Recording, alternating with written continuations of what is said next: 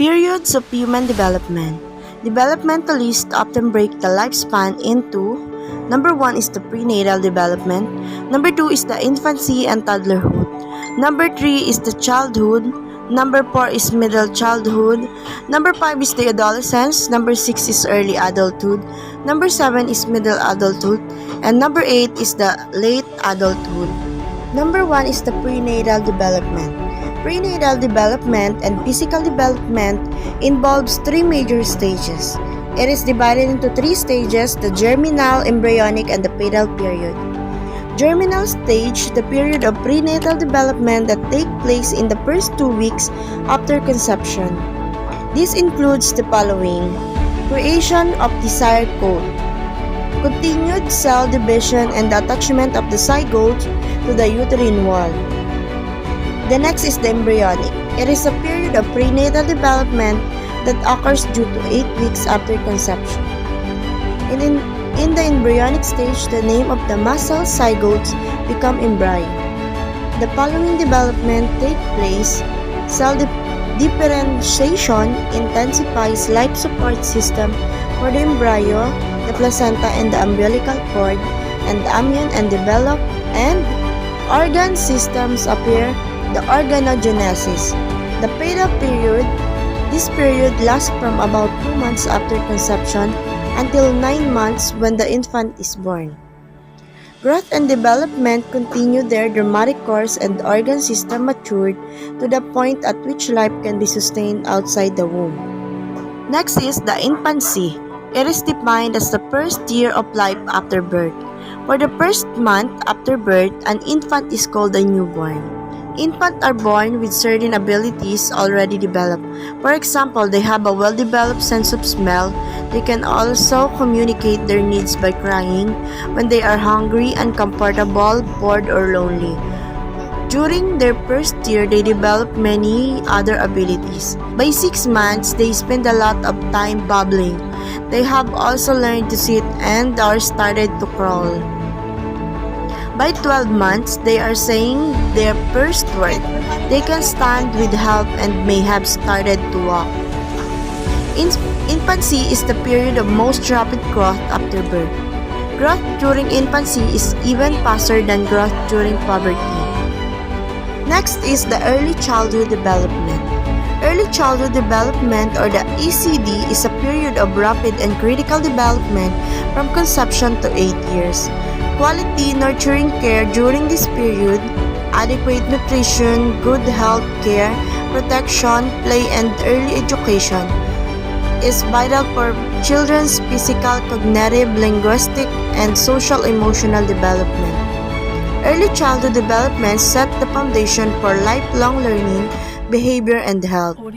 The experience children have in early childhood shapes the brain and the child's capacity to learn, to get along with others, and to respond to daily stress and challenges. Thus, it can be concluded the characteristics of early childhood are obstinate, stubborn, disobedient, negative, and hostile.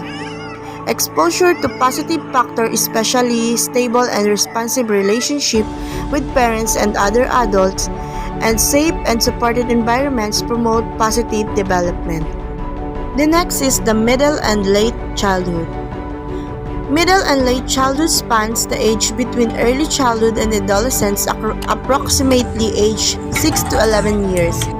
Children gain greater control over the movement of their bodies, mastering many gross and fine motor skills that include the younger child.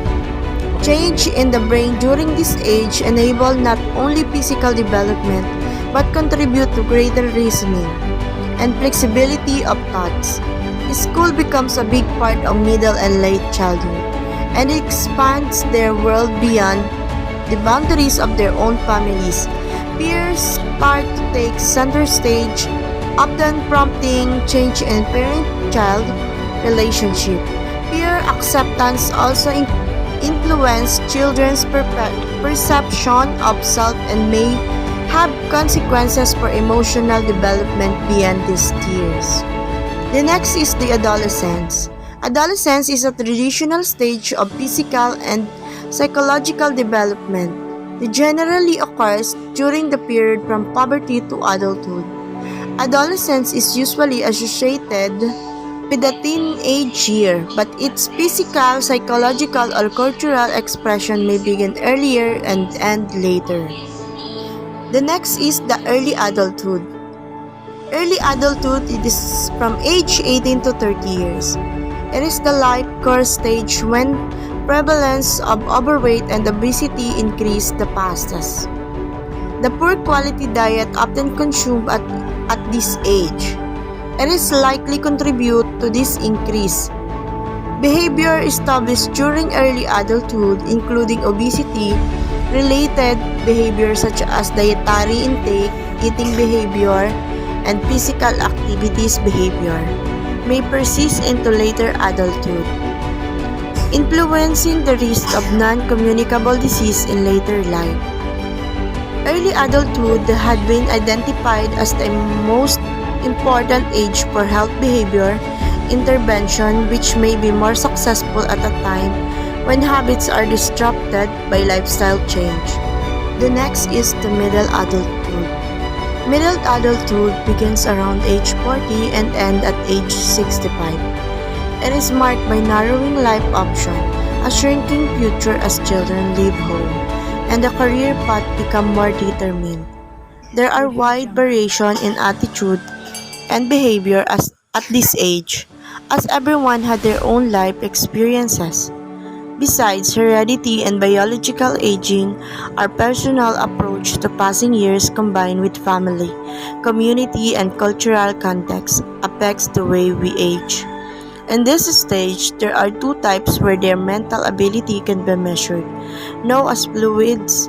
Intelligence, where is the ability to process new concepts and facts quickly and creatively, and the other type is the crystallized intelligence, is involved knowledge that comes from prior learning and past experience, and this is ability to use acquired knowledge for problem solving.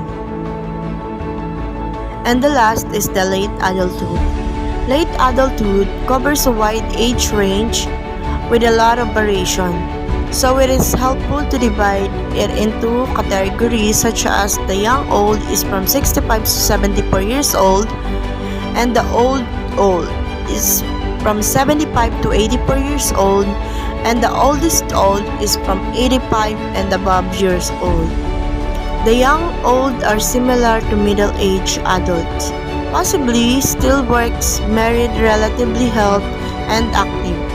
The old have some health problems and challenges with daily living activities. The oldest olds are the often frail and in need of long-term care. However, many factors are involved in a better way to appreciate the diversity of old adults is to go beyond chronological age and examine whether a person is experiencing optimal aging, like the gentleman pictured in the figure 8 who is in very good health for his age and continues to have an active stimulating life. Normal aging is in which the changes are similar to most of those of the same age, or impaired aging, referring to someone who has more physical challenges and disease than other of the same age.